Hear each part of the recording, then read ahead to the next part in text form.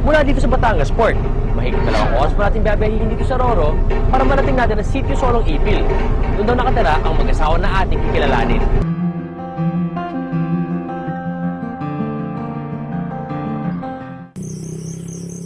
Malalim na ang gabi nang marating namin ang sitio Solong Ipil, Mamburao, Occidental Mindoro. Walang kuryente sa buong sitio. Tanging gasera at ang ilaw mula sa aming kamera ang nagsisilbing liwanag sa loob ng bahay. Dito namin inabutan sina Shim, 29 anyos, isang katutubong Mangyan, at si Ginesa, 22 anyos, isang Amerikana. Silang dalawa, mag-asawa. Iba na siya American nga siya. Ako naman katutubo lang. Iba naman ang buhay nila. Hanggang ngayon, kuminsan naisip ko bakit ganito ang buhay. Naisip ko bakit ako ganito, parang siniswerte naman na yata ako.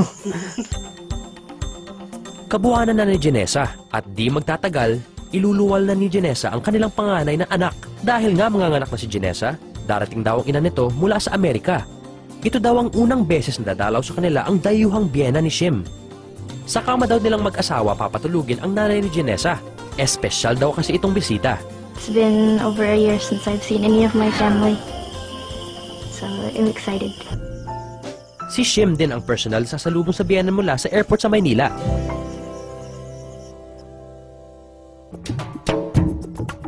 Hi, Janessa. Hey. Jace. Where are you heading right now? Lalaba ka? Tulungan kita? Sige. Sige. Saan ka naglalaba?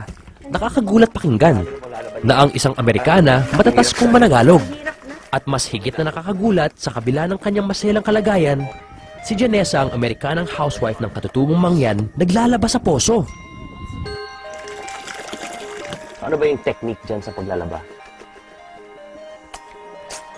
May technique ka ba? I just try to copy what I see the others doing, but they still say it looks funny. I don't know. I don't know why. I think I'm doing the same thing they are. Yeah, I know. I think you are. They still laugh at me. Noong 2007, isa si Ginesa sa mga Amerikanong misyonaryo na dumayo sa kabundukan ng Mindoro para magturo sa mga batang Mangyan. Dito raw niya nakilala si Shim, na pilit daw isisiksik ang sarili noon para maging isa sa kanyang mga estudyante. He's just like always smiling at me really big. So I was just like, I didn't like looking at him. I thought, man, he kind of, I don't know, I was scared of him.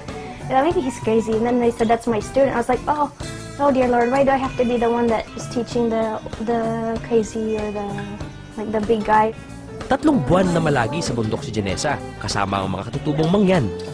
Ito rin daw ang naging daan para lubos niya makilala si Shim. Talagang may gusto ako sa kanya.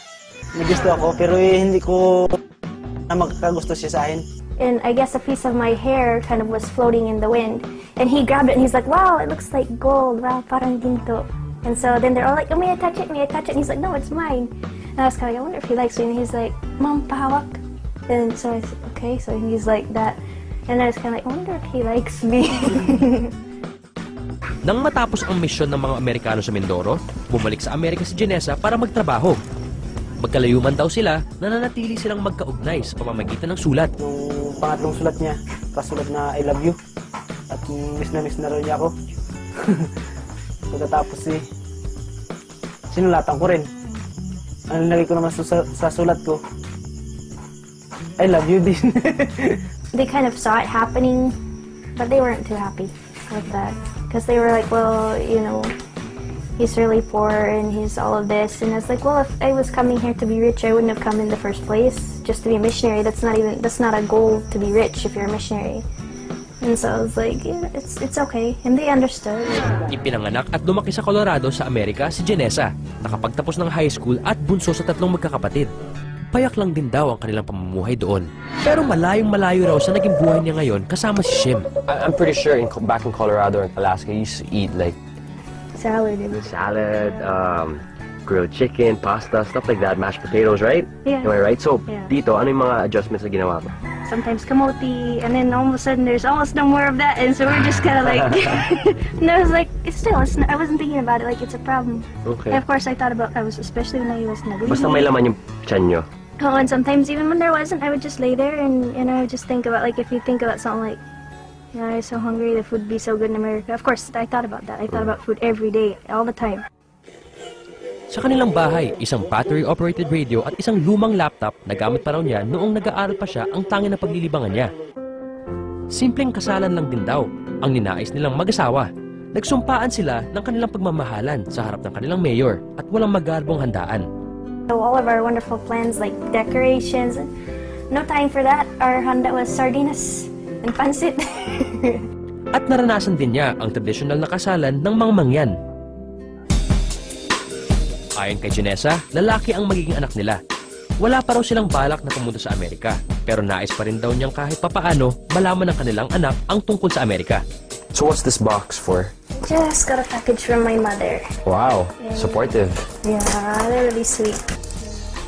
Nice. Cute. Let's look at this one. Wow. Disposable, no? No, it's already. There's Washable. so many, wow. Yeah, I think my grandma loves to sew. Really? She made all She made these? all of these. Nice. Kadalasan, nakakagulat kung ano ang ating nagagawa para lang sa pag-ibig. Pag gusto sa kanya, mamahalin ko lang siya. Basta yung gagawin kong kaya ko. I mean, of course, sometimes I get homesick and I think about my family, but I'm very content. I mean, I really feel like this is my destiny.